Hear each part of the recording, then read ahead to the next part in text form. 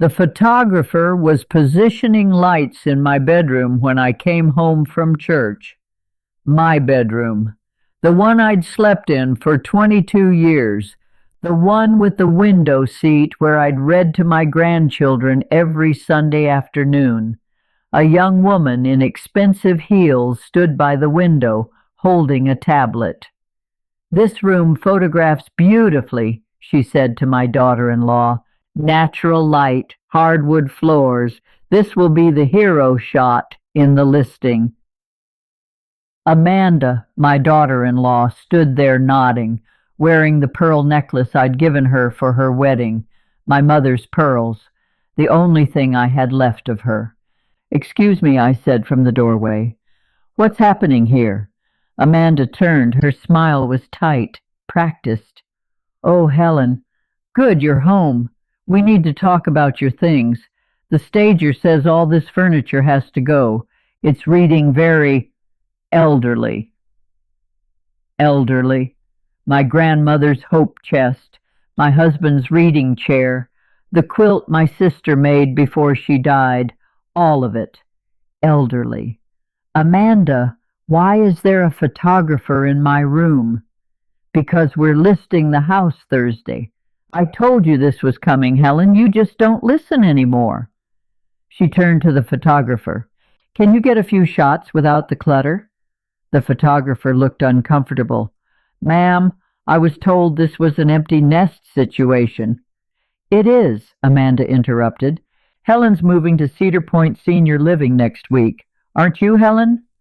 I wasn't. I had no intention of moving anywhere. But Amanda didn't know that yet.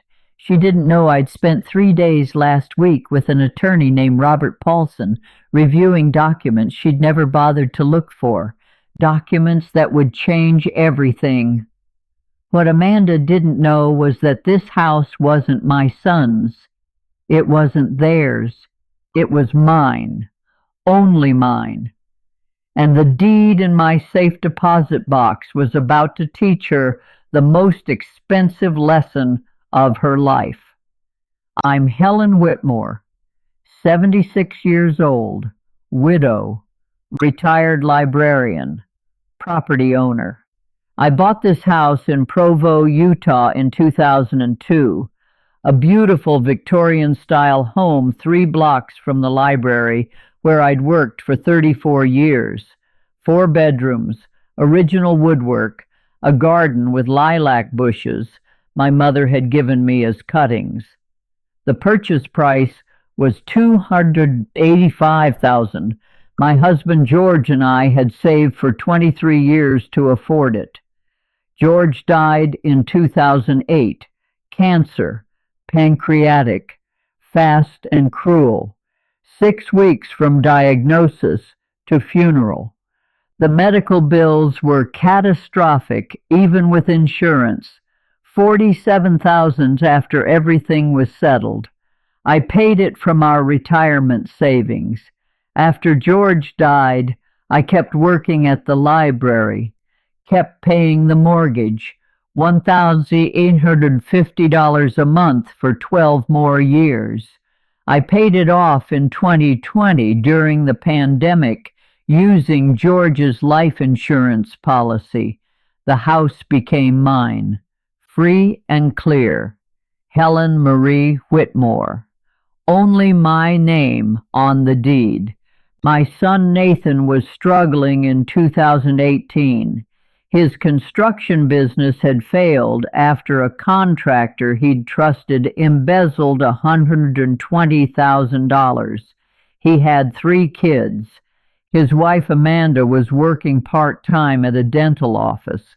They were living in a cramped rental in Orem, $1,800 a month they could barely afford. "Mom," Nathan called one evening. His voice was broken. "We're drowning. The business is gone. We have nothing saved. The kids are sharing 1 bedroom. Amanda's parents won't help. We don't know what to do." "Move in with me," I said immediately. "The house is big. You can save money, rebuild." "Mom, that's too much." "Nathan, you're my son. This is what mothers do. They moved in 2 weeks later. The kids were 9, 7, and 5. Beautiful children, loud and messy and full of life. I gave Nathan and Amanda the master bedroom. You need the space, I said. The attached bathroom will help with 3 kids. I moved to the smaller bedroom on the second floor. It was fine, cozy. I could still see the lilacs from my window. I didn't charge rent. They were family. They were hurting. I paid for everything. Groceries, $800 a month, feeding 7 people. Utilities, $425 in winter because Amanda kept the thermostat at 75. Property taxes, $4,100 a year. Home repairs, new roof, new furnace, new water heater. Just until I get another business going, Nathan said, month after month. I'm working on it, Mom. We'll get our own place soon. I believed him. I wanted to believe him. Nathan started a new construction company in 2019. It did well, really well. Within 2 years, he was making 6 figures. Amanda quit her job, started getting her nails done every week, bought a new SUV, a Lexus, $68,000. They never mentioned moving out. I became their live-in child care. I picked the kids up from school every day, made their lunches, helped with homework, took them to doctor appointments when Amanda was too busy, which was always. 4 years became 5.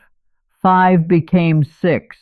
They never left, never paid rent, never said thank you. Year 3. Amanda started redecorating. The house is so dated, she said one Saturday morning. Very early 2000s. We need to modernize for resale value. Resale value. I was still living there. She hired a designer from Salt Lake City, and a woman named Petra who wore all black and talked about curating spaces. They walked through my house with measuring tapes, taking notes, whispering. The consultation cost $8,500. Amanda put it on a credit card and added me as an authorized user without telling me. I found out when the bill came to the house. We need to build your credit back up, she explained. After George's medical bills, your score dropped. This helps both of us. It didn't help me. She maxed out the card $15,000 limit and never made a payment. My credit score dropped from 710 to 580. My things started disappearing. George's leather armchair, the one from his study, the one where he'd read every night before bed. I came home from the library one day and it was gone. We donated it, Amanda said casually. It was falling apart. You don't need it anymore anyway. It wasn't falling apart. It was broken in. Soft. It smelled like George's cologne, even 14 years after he died. Then my mother's china cabinet, solid walnut, built in 1940. It held the dishes my mother had saved for, piece by piece, during the Depression. We needed space for a wine fridge, Amanda explained. The cabinet was too big, too dark. We sold it on Facebook Marketplace. For how much? She hesitated. $300. $300. My mother's cabinet. The one she'd cried over when my father surprised her with it for their 25th anniversary. Then they took my lilac bushes. I'd had those bushes for 40 years. My mother had given me the cuttings in 1982. I'd planted them carefully, nurtured them, pruned them every spring. When they bloomed in May, the whole street smelled like my childhood. The kids need a trampoline, Amanda announced. The bushes are taking up the whole side yard. Amanda, those are from my mother. They're 40 years old. They're old bushes, Helen. We'll plant new ones later. They never did. Landscapers came the next day. They ripped out the bushes, roots and all, tossed them in a chipper. I watched from the window as 40 years of my mother's memory became mulch. The trampoline cost $1,200. The kids used it for 2 weeks before getting bored. Year 5. They took my bedroom. We need a home office, Amanda said. Not asked, said. Nathan's business is growing. He needs dedicated workspace. Your room has the best natural light. But where will I? The room off the kitchen, the old sewing room. It's small, but you don't need much space at your age. At my age, I was 74. The sewing room was 10 by 10. No closet, no natural light. The only window looked directly at the neighbor's brick wall. The door didn't lock. I moved my things on a Tuesday. Nathan helped, but he wouldn't meet my eyes. Amanda supervised, pointing at what to keep and what to donate. The hope chest is too big, she said. Leave it. That was my grandmother's. Helen, we don't have room for all your old things. You have to downsize eventually. Might as well start now. I left the hope chest, my books, George's golf clubs, the quilt my sister made, everything that made the space mine. The sewing room felt like a cell, dark, small. I could hear everything through the thin walls. Amanda's phone calls, the TV, the kids fighting. I had no privacy, no peace. Year 6, last month, everything changed. I came home from my volunteer shift at the library. Amanda was in the living room with 2 women I didn't recognize. One had a clipboard, one had a camera. Oh, good, you're home, Amanda said, not looking at me. Helen, this is Monica from Premier Utah Realty and her photographer, Jess. We're getting the house ready to list. The room tilted. List? Monica smiled. Professional? Polished? Mrs. Whitmore, I understand this is emotional, but Amanda and Nathan have explained the situation. You can't manage a house this size anymore. The senior living facility they've chosen is lovely. You'll be much happier. I never agreed to... Helen, Amanda interrupted. Her voice was sharp. We've discussed this. You're 76 years old. You can barely manage the stairs. Last month you forgot to turn off the stove twice. You need assisted living. I hadn't forgotten anything. She was lying, but Monica was writing it all down. The house will list for $925,000, Amanda continued. The market is incredible right now. Nathan and I will use the equity to buy something bigger in Saratoga Springs. You'll have a portion for your care, of course. A portion of my house that I bought, that I paid for. We'll need you to sign some papers, Monica said gently. Just formalities, transfer documents, power of attorney, standard stuff for these situations. I'm not signing anything. Amanda's smile vanished. Helen, don't be difficult. This is happening whether you like it or not. It's what's best for everyone. Everyone except me. You'll understand eventually. Once you're settled at Cedar Point, they have bingo on Wednesdays. That night, I made the call that would change everything. Robert Paulson answered on the 3rd ring. He'd been George's attorney, had handled our wills, our estate planning. We'd stayed in touch over the years. Christmas cards, the occasional lunch. Robert, it's Helen Whitmore. Helen, how are you? I need help. They're trying to steal my house. Silence. Then, who's trying to steal your house? My son, his wife. They've hired a realtor. They want to sell it and put me in assisted living. They're telling people I'm incompetent. I heard papers rustling. Helen, is your name still on the deed? Yes, just mine. George and I bought it together, but when he died, it transferred to me alone. Nathan was never on it. And you're competent, healthy, no dementia, no capacity issues? Robert, I volunteer at the library 4 days a week. I manage the entire rare books collection. I do the New York Times crossword every morning. I'm old, not dead. Good. Then here's what we do. Don't sign anything they give you. Not one piece of paper. Tell them you want your own attorney to review it. Meanwhile, I'm drafting a cease and desist letter. It'll arrive tomorrow. It will make very clear what the law says about their plans. Will that be enough? If it's not, we go to court. We file for a restraining order. We prosecute them for elder abuse and fraud. But Helen, this will damage your relationship with Nathan, maybe permanently. Robert, they're trying to sell my house and warehouse me in a facility. I think they damaged it first. Fair point. I'll have the letter couriered first thing tomorrow. I told Amanda I needed time to think, that I wanted my own lawyer to review the papers. She wasn't happy. Helen, you're being paranoid. We're trying to help you. Then you won't mind if my attorney looks at the documents. Her face went red, but she didn't push. The letter arrived at 10 a.m. the next morning. FedEx, signature required. Amanda signed for it. I heard her scream from my room. "What the hell is this?" I came out slowly. She was in the kitchen holding the envelope. Nathan stood beside her, reading over her shoulder. Official letterhead, Robert Paulson, attorney at law. I knew what it said. Robert had read it to me.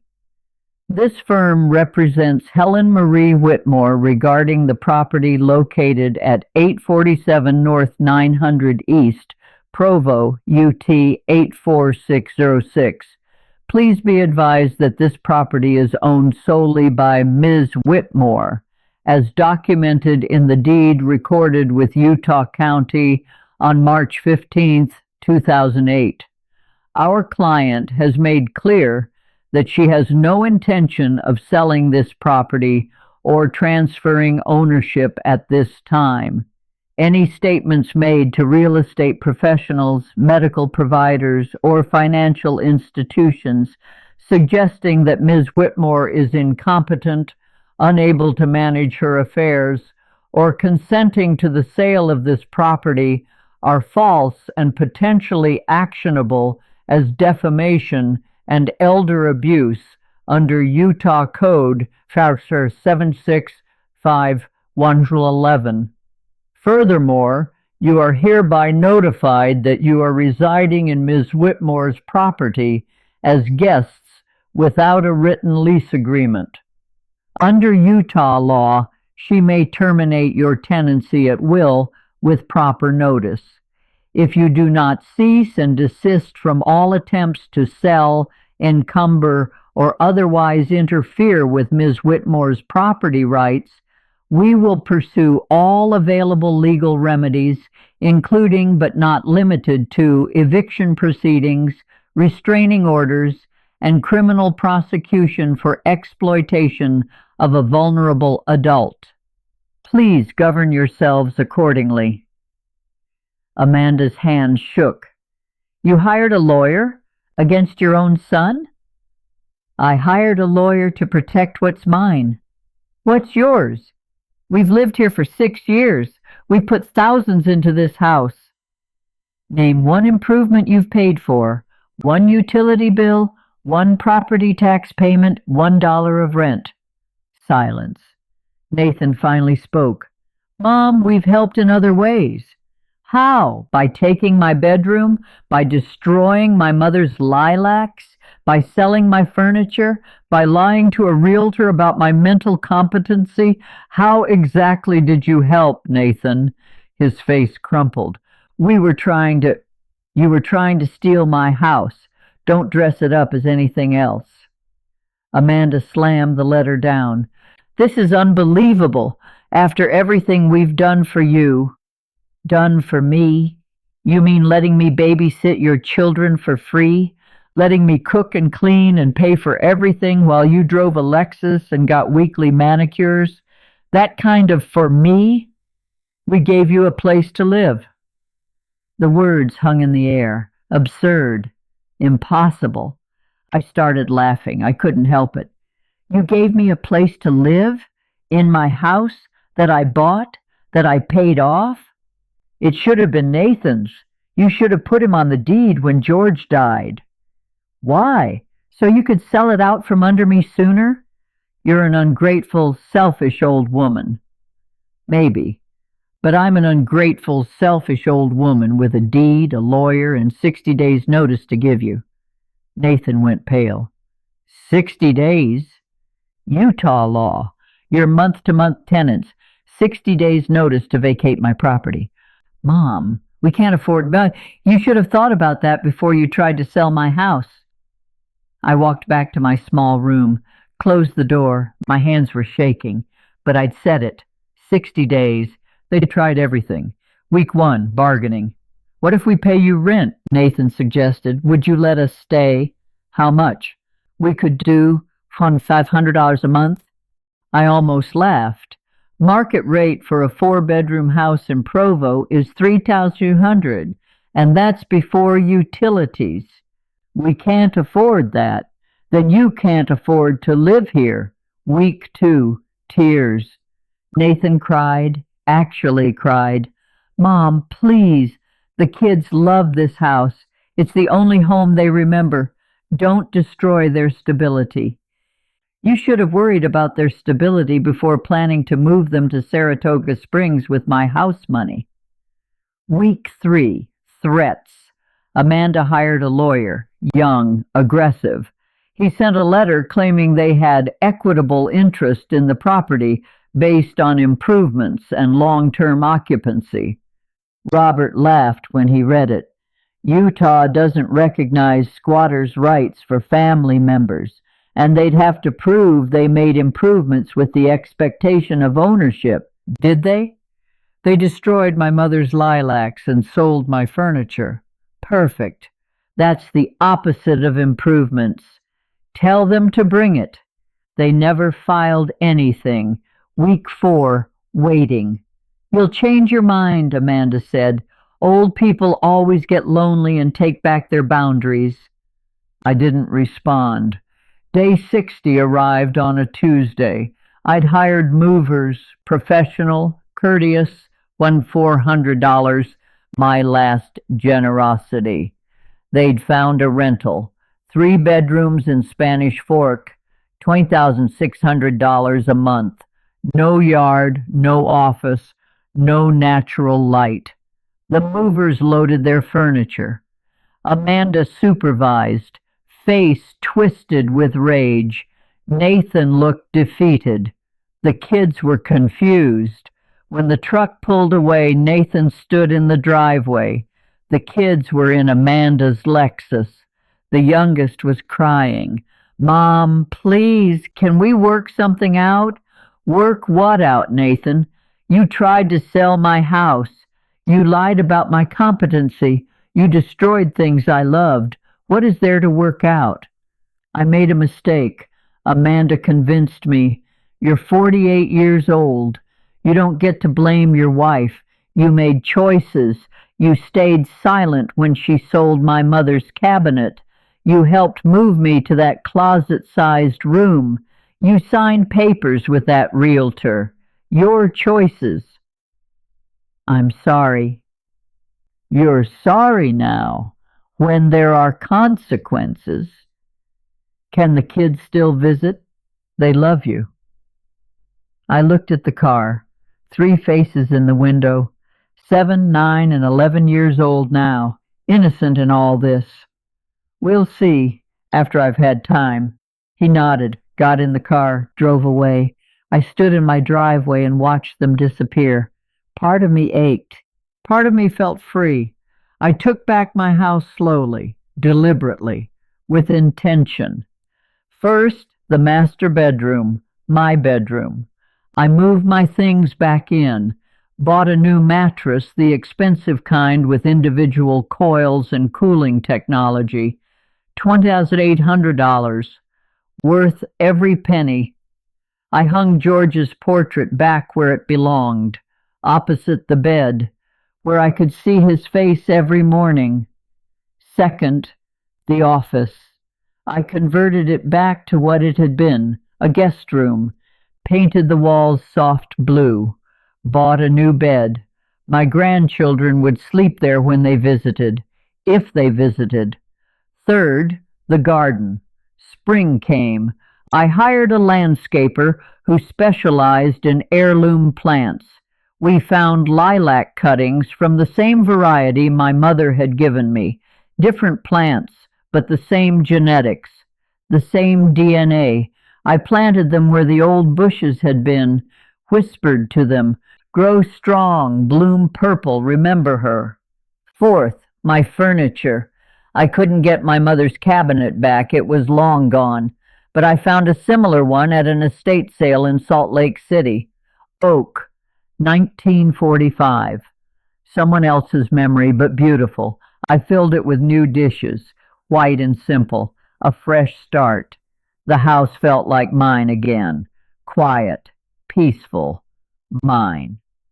Amanda posted on social media long posts about how I'd abandoned my family, how I'd chosen property over people, how I was a bitter old woman who would die alone. Some people believed her, her friends, her co-workers. They left sympathetic comments about how hard it must be to deal with a difficult mother-in-law, but others didn't. My library colleagues knew the truth. The neighbors had watched Nathan and Amanda live rent-free for 6 years. The women in my book club rallied around me. "You did the right thing," they said. "Don't let anyone tell you otherwise." Truth has a way of winning. Nathan called after 3 months. I answered, "Mom, I've been thinking about everything." "Good." Amanda and I are separating. The stress of everything. She blames me for losing the house, says I should have fought harder. The marriage counselor says we have fundamental incompatibility. I'm sorry to hear that. Are you? I'm sorry for the kids, not for you, not for her. Silence. Can I bring the kids to visit? They ask about you constantly. Emma, the oldest, she wrote you a letter. She wants to see the lilacs when they bloom. I close my eyes. My grandchildren, innocent, hurting. Sundays 2 to 4, just the kids, not you, not her, just them. Mom, those are my terms. Take them or leave them. I'll take them, thank you. Nathan, don't thank me. I'm not doing this for you. I'm doing it for them. I hung up. The kids came the first Sunday in April. Nathan dropped them off. Didn't get out of the car. Didn't come inside. Emma was 11 now. Tall, serious. She handed me an envelope. "I wrote this for you, Grandma." Inside was a letter, handwritten, careful. "Dear Grandma, I'm sorry about what happened. I didn't know Mom and Dad were trying to sell your house. That was wrong. I miss you. I miss your stories. I miss baking cookies with you. I hope we can still do that. I love you. Emma." I cried, right there in the doorway, pulled all 3 of them into a hug. We planted herbs together that afternoon. Basil, thyme, rosemary. Emma asked questions, good questions, about ownership, about deeds, about standing up for yourself. "Why didn't you let them stay, Grandma?" the middle one asked. Carter, 9 years old. "Because they tried to take something that wasn't theirs, and I had to show them that wasn't okay." "Are you mad at Dad?" "I'm disappointed. There's a difference." "Will you forgive him?" "Maybe someday. But forgiveness doesn't mean forgetting. It doesn't mean letting people hurt you again." Emma nodded, like she understood. Maybe she did. I updated my will the next week. Robert helped me. The house, now worth $975,000, goes to Emma when she turns 25. Not Nathan, not Amanda, Emma.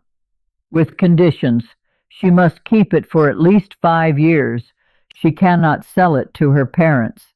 It's hers to build a life in, the way I did. My retirement accounts, $180,000, are split equally among all three grandchildren for education. Nathan gets $5,000. That's it. You're sure? Robert asked. Very sure. It's a strong statement. Good. It should be.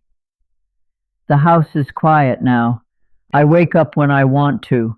Read in George's chair. I found a replacement at an antique store. Volunteer at the library 5 days a week now. I'm writing a memoir about libraries, about lilacs, about learning when to hold on and when to let go. I'm 76 years old, widow, librarian, grandmother, homeowner. That last word still matters most. If you're watching this and someone's treating you like a burden in the home you built, remember this. You are not too old to fight back. You are not too weak to win. You are not obligated to sacrifice yourself for people who won't protect you. Check the deed. Call the lawyer. Set the boundaries. Enforce them. Because sometimes the people we love most forget that love isn't ownership, that generosity isn't weakness, that age doesn't equal incompetence. Sometimes those people need to be reminded. I'm Helen Whitmore, 76 years old. I'm a librarian who spent 40 years teaching people the value of truth. I'm a widow who honored my husband's memory by protecting what we built. I'm a grandmother who's teaching my granddaughter that women can own property, make decisions, and enforce boundaries, no matter their age. And I'm a homeowner. That word matters because ownership means something. It means power. It means choice. It means the ability to say no. If this story touched you, share it. Let someone know they're not powerless, that the deed is in their name for a reason. And remember, you built the foundation. You get to decide who stands on it.